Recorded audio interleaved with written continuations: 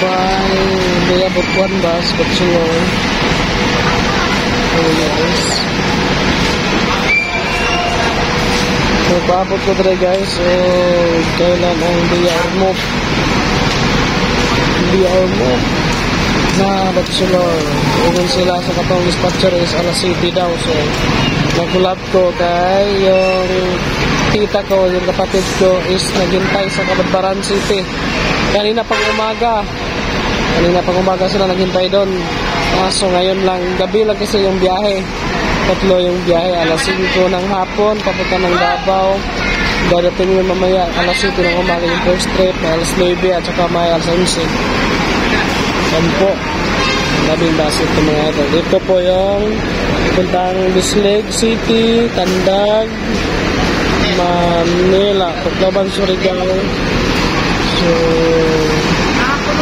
Butuan, ayun na po yung Manila. Manila.